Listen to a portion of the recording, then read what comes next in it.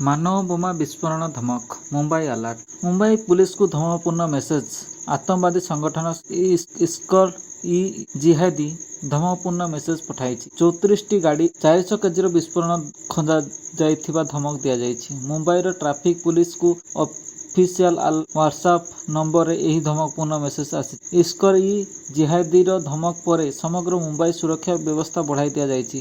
Humane bomb ବା ମାନବିକ ବୋମା ଖଞ୍ଜାଯାଇଛି। ଏହା ପୁରା ମୁମ୍ବାଇକୁ ଦୋହଲାଇ ଦେବ ବୋଲି ହ୍ୱାଟ୍ସଆପ୍ ମେସେଜ ଆସିଛି। 26/11 ମୁମ୍ବାଇ ଆକ୍ରମଣ ଘଟଣା ମନରୁ ନଲିଭୁଣୁ ପୁଣି ଆତଙ୍କବାଦୀଙ୍କ ଧମକ ଆସିଛି। ହ୍ୱାଟ୍ସଆପ୍ରେ ଆକ୍ରମଣ କରିବା ପାଇଁ ଧମକ ମିଳିଛି। ଏହି ଖବର ପ୍ରସାରିତ ହେବା ପରେ ପୁଲିସ ପ୍ରଶାସନ ସତର୍କ ହୋଇଯାଏ। 34ଟି ଗାଡ଼ିରେ ଆତଙ୍କବାଦୀ ବୋମା ଖଞ୍ଜିଥିବା କୁହାଯାଇଛି। ଏହାସହ ସେମାନେ 400 କିଲୋ RDX ଗାଡ଼ିରେ ରଖିଛନ୍ତି। ମୁମ୍ବାଇ ପୁଲିସ ହ୍ୱାଟ୍ସଆପ୍ରେ ଏହି ମେସେଜ ଜିହାଦୀ ନାଁରେ ଧମକ ଆସିଥିବାରୁ ସମସ୍ତେ ତତ୍ପର ହୋଇଛନ୍ତି। ବିଶେଷ କରି ମୁମ୍ବାଇରେ ଚାଲିଥିବା ଗଣେଶ ପୂଜା ଭସାଣୀ ବେଳେ ହମଲା ହେବ ବୋଲି ମେସେଜ ଉଲ୍ଲେଖ ଅଛି। ତେବେ ଆତଙ୍କବାଦୀ ଯେଉଁ ଗାଡ଼ିରେ RDX ରଖିଛନ୍ତି ଆଉ ଏମାନେ ଯେଉଁଠି ଲୁଚି ରହିଛନ୍ତି ସେ ବାବଦରେ କିଛି ସୂଚନା। ପୂର୍ବରୁ 2008 ମସିହାରେ ମୁମ୍ବାଇରେ ଆତଙ୍କବାଦୀ ଆକ୍ରମଣ କରିଥିଲେ। ଏଥିରେ ଅନେକ ନିରୀହ ଲୋକଙ୍କ ଜୀବନ ଯାଇଥିଲା। 10 ଜଣ ଆତଙ୍କବାଦୀ ଏକାବେଳେ 4ରୁ 5ଟି ସ୍ଥାନରେ ଆକ୍ରମଣ କରିଥିଲେ। Railway station, Nariman house, Leopold cafe ଆଦି ସ୍ଥାନରେ ଅଚାନକ ଗୁଳିବର୍ଷା ହୋଇଥିଲେ। ତେଣୁକରି ପୁଲିସ ପୁରା ହାଇ ଆଲର୍ଟରେ ଅଛି। ଏବେ ଯିବା ପରବର୍ତ୍ତୀ ଖବରକୁ। ପଞ୍ଜାବ ବନ୍ୟାରେ 43 ମୃତ୍ୟୁ, 3 ଲକ୍ଷରୁ ଉର୍ଦ୍ଧ୍ୱ ଲୋକ ପ୍ରଭାବିତ। ବନ୍ୟା ସହ ଲଢ଼େଇ କରୁଛି ପୁରା ପଞ୍ଜାବ। ଏହି ପ୍ରାକୃତିକ ବିପର୍ଯ୍ୟୟରେ ଏବେ ସୁଦ୍ଧା 43 ଲୋକଙ୍କ ଜୀବନ ଯାଇ ସାରିଲାଣି। ଏବେ 1.71 ଲକ୍ଷ ହେକ୍ଟର ଜମିରେ ହୋଇଥିବା ଫସଲ ବନ୍ୟା ଜଳରେ ବର୍ବାଦ ହୋଇଯାଇଛି। 23ଟି ଜିଲ୍ଲାରେ ସମୁଦାୟ 1902ଟି ଗାଁରେ ସମ୍ପୂର୍ଣ୍ଣ ଜଳମଗ୍ନ ହୋଇଯାଇଛି, ଯାହାଦ୍ୱାରା 3,48,205 ଜଣ ଲୋକ ପ୍ରଭାବିତ ହୋଇଛନ୍ତି।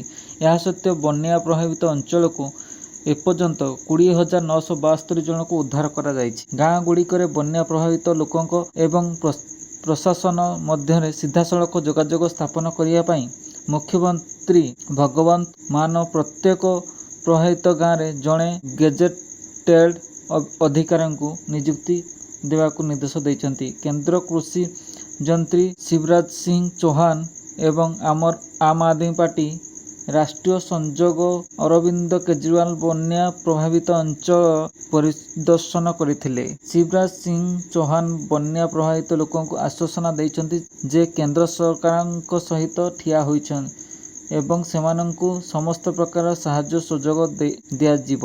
ଭାକ୍ରା ଡ୍ୟାମର ଜଳସ୍ତର ଏହାର ସର୍ବାଧିକ 1680 ଫୁଟ କ୍ଷମତାରୁ ମାତ୍ର 1 ଫୁଟ କମ୍। ଅଧିକ ପାଣି ଛାଡ଼ିବା ଯୋଗୁଁ ରୂପନଗର ଜିଲ୍ଲା ପ୍ରଶାସନ ତଳିଆ ଅଞ୍ଚଳ ଏବଂ ସତଲଜେଲ ନଦୀ କୂଳରେ ରହୁଥିବା ଲୋକଙ୍କୁ ସୁରକ୍ଷିତ ସ୍ଥାନକୁ ସ୍ଥାନାନ୍ତରିତ କରାଯାଇଅଛି। ପାଟଣାର ଘଞ୍ଚନର ନଦୀ ଆଖପାଖରେ ଅଞ୍ଚଳରେ ପ୍ରବଳ ବର୍ଷାକୁ ଦୃଷ୍ଟିରେ ରଖି ପଟିଆଲା ଜିଲ୍ଲା ପ୍ରଶାସନ ମଧ୍ୟବାସିନ୍ଦାଙ୍କ ପାଇଁ ସତର୍କ ସୂଚନା ଜାରି ରହିଛି। ଉଦ୍ଧାର ଏବଂ ରିଲିଫ୍ କାର୍ଯ୍ୟକୁ ପ୍ରଭାବଶାଳୀ ଭାବରେ ତଦାରଖ କରିବା ପାଇଁ ପଞ୍ଜାବ ସରକାର ପ୍ରତ୍ୟେକ ବନ୍ୟା ପ୍ରଭାବିତ ଗାଁରେ ଗେଜେଟେଡ୍ ଅଧିକାରୀଙ୍କୁ ନିୟୋଜିତ କରିବାକୁ ନିର୍ଦ୍ଦେଶ ଦେଇଛି। ନେପାଳ ଦେଲା ଆମେରିକାକୁ ବଡ଼ ଝଟକା। ନେପାଳ ସରକାର ଗୁରୁବାର ଏକ ବଡ଼ ପଦକ୍ଷେପ ନେଇ ଫେସବୁକ୍, ଇନଷ୍ଟାଗ୍ରାମ, ୟୁଟ୍ୟୁବ ଓ ଏକ୍ସ ସମେତ 26ଟି ସୋସିଆଲ ମିଡ଼ିଆ ଆପ୍କୁ ବ୍ୟାନ୍ କରିଦେଇଛନ୍ତି। ନେପାଳର ଜନତା ଏବେ ଏହି ଆପ୍ ଗୁଡ଼ିକ ବ୍ୟବହାର କରିପାରିବେ ନାହିଁ। ନେପାଳର ଗଭର୍ଣ୍ଣମେଣ୍ଟ ଏହି ସବୁ କମ୍ପାନୀଗୁଡ଼ିକୁ ପଞ୍ଜୀକୃତ କରିବା ପାଇଁ ନିର୍ଦ୍ଦେଶ ଦେଇଥିଲେ, କିନ୍ତୁ ନିର୍ଦ୍ଧାରିତ ଟାଇମରେ ପଞ୍ଜୀକୃତ ନ କରିଥିବାରୁ ସରକାର କମ୍ପାନୀ ବିରୁଦ୍ଧରେ ଏହି କାର୍ଯ୍ୟାନୁଷ୍ଠାନ ନେଇଛନ୍ତି। ପୁଣି ପରବର୍ତ୍ତୀ ଖବର। ସେପ୍ଟେମ୍ବର 7ରେ ଲାଗୁଛି ଚନ୍ଦ୍ରଗ୍ରହଣ। କେଉଁ କାର୍ଯ୍ୟ କରିବେ ନାହିଁ? ସେପ୍ଟେମ୍ବର 7ରେ ବର୍ଷରେ ଦ୍ୱିତୀୟ ଓ ଶେଷ ଚନ୍ଦ୍ରଗ୍ରହଣ ଲାଗିବ। ଏହା ଭାରତରେ ମଧ୍ୟ ଦୃଶ୍ୟମାନ ହେବ। ଏହି ଦିନ ପିତୃପକ୍ଷ ମଧ୍ୟ ଆରମ୍ଭ ହେବ। ବର୍ଷର ଦ୍ୱିତୀୟ ଓ ଶେଷ ଚନ୍ଦ୍ରଗ୍ରହଣ କୁମ୍ଭ ରାଶି ଓ ଭାଦ୍ରପଦ ନକ୍ଷତ୍ରରେ ଲାଗିବାକୁ ଯାଉଅଛି। ଜ୍ୟୋତିଷ ଶାସ୍ତ୍ର ଚନ୍ଦ୍ରଗ୍ରହଣକୁ ଏକ ମହତ୍ତ୍ୱପୂର୍ଣ୍ଣ ଘଟଣା ବୋଲି ମାନ୍ୟତା ରହିଛି। 7 ସେପ୍ଟେମ୍ବର ରବିବାର ରାତି 9ଟା 58 ମିନିଟ୍ରୁ ଆରମ୍ଭ ହୋଇ ଏହା ରାତ୍ରି 1ଟା 26 ମିନିଟ୍ରେ ଶେଷ ହେବ। ଏହି ସମୟରେ କେଉଁ କାର୍ଯ୍ୟ କରିବେ ନାହିଁ?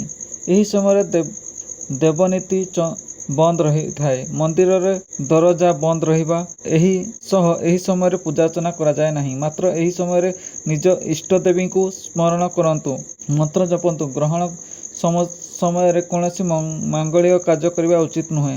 ଧାର୍ମିକ ମହତ୍ତ୍ୱ ଅନୁସାୟୀ ଏହି ସମୟରେ ଶୁଭ କାର୍ଯ୍ୟ କରିବେ ଅଶୁଭ ଫଳ ମିଳିଥାଏ। ଚନ୍ଦ୍ରଗ୍ରହଣ ସମୟରେ ଖାଦ୍ୟ ପ୍ରସ୍ତୁତ କରିବା ଓ ଭୋଜନ କରିବା ବର୍ଜନୀୟ। ମାନ୍ୟତା ଅନୁଯାୟୀ ଏହି ସମୟରେ ଭୋଜନ କଲେ ସ୍ୱାସ୍ଥ୍ୟ ଜନିତ ସମସ୍ୟା ସୃଷ୍ଟି ହୋଇଥାଏ। ଏହି ସମୟରେ ଶୟନ କରିବା ଉଚିତ ନୁହେଁ। ମାତ୍ର ରୋଗଗ୍ରସ୍ତ ବୃଦ୍ଧ ଓ ପିଲାଙ୍କ କ୍ଷେତ୍ରରେ ଏହା ଲାଗୁ ହେବ ନାହିଁ। ଚନ୍ଦ୍ରଗ୍ରହଣ ସମୟରେ ଗର୍ଭବତୀ ମହିଳାମାନେ ବିଶେଷ ଧ୍ୟାନ ଦେବା ଉଚିତ। ସେମାନେ ଘରୁ ବାହାରିବାକୁ ବିନା ଇଜାଜତରେ ଯିବା ଉଚିତ ନୁହେଁ। କୌଣସି ଧାରୁଆ ଜିନିଷ ବ୍ୟବହାର କରିବା ଉଚିତ ନୁହେଁ। ଏହାଦ୍ୱାରା ଗର୍ଭସ୍ଥ ଶିଶୁ ଉପରେ ପ୍ରଭାବ ପଡ଼ିଥାଏ। ଗ୍ରହଣ ସମୟରେ ନଖ ଓ କେଶ କାଟନ୍ତୁ ନାହିଁ। ଭଗବାନଙ୍କ ନାମ ସ୍ମରଣ କରନ୍ତୁ। ଗୁରୁ ଦିବସରେ ମୁଖ୍ୟମନ୍ତ୍ରୀଙ୍କ ବଡ଼ ଘୋଷଣା। 3 ବର୍ଷ ପୂରଣ ହେବ ପ୍ରାୟ 45,000 ଶିକ୍ଷକଙ୍କ ପଦବୀ। ରାଜ୍ୟସ୍ତରୀୟ ଗୁରୁ ଦିବସ ଉତ୍ସବରେ ମୁଖ୍ୟମନ୍ତ୍ରୀ ବଡ଼ ଘୋଷଣା। ଆଗାମୀ 3 ବର୍ଷ ପ୍ରାୟ 45,000 ଶିକ୍ଷକ ପଦବୀକୁ ପୂରଣ ହେବ। ଚୁକ୍ତିଭିତ୍ତିକ ନୁହେଁ, ରେଗୁଲାର ଭିତ୍ତିରେ ନିଯୁକ୍ତି ଦିଆଯିବ। ଏଥିରେ ମୁଖ୍ୟମନ୍ତ୍ରୀ ରାଜ୍ୟସ୍ତରୀୟ ଗୁରୁ ଦିବସ ଉତ୍ସବରେ ମୁଖ୍ୟମନ୍ତ୍ରୀଙ୍କ ସମ୍ବୋଧନ। ଶିକ୍ଷା କ୍ଷେତ୍ରରେ 2ଟି ବଡ଼ ଆହ୍ୱାନ ଥିବା କହିଲେ ମୁଖ୍ୟମନ୍ତ୍ରୀ। ଡ୍ରପ୍ ଆଉଟ୍ ହ୍ରାସ ଓ ଗୁଣାତ୍ମକ ଶିକ୍ଷା ପ୍ରଦାନ 2ଟି ବଡ଼ ଆହ୍ୱାନ। ତଥ୍ୟ ଅନୁସାରେ 24% ଆଦିବାସୀ ପିଲା ମଧ୍ୟକୁ ପାଠ ଛାଡ଼ୁଛନ୍ତି। ତେଣୁ ଆମେ ମାଧୋ ସିଂ ହାତ ଖର୍ଚ୍ଚ ଯୋଜନା ଲାଗୁ କଲୁ। ଏହାଦ୍ୱାରା 3 ଲକ୍ଷରୁ ଅଧିକ ଛାତ୍ରଛାତ୍ରୀ ଉପକୃତ ହୋଇପାରିବେ। ଫଳରେ ଡ୍ରପ୍ ଆଉଟ୍ ଯଥେଷ୍ଟ ହ୍ରାସ ପାଇଥିବା ସୂଚନା ମିଳିଛି। ଗୁଣାତ୍ମକ ଶିକ୍ଷା ପ୍ରଦାନ ମଧ୍ୟ ବଡ଼ ଆହ୍ୱାନ। ବିଶେଷ କରି ପ୍ରାଥମିକ ଶିକ୍ଷା କ୍ଷେତ୍ରରେ ଗୁଣାତ୍ମକ ଶିକ୍ଷା ପାଇଁ ଶିକ୍ଷକ ଓ ଭିତ୍ତିଭୂମି ଆବଶ୍ୟକ, କହିଲେ ମୁଖ୍ୟମନ୍ତ୍ରୀ।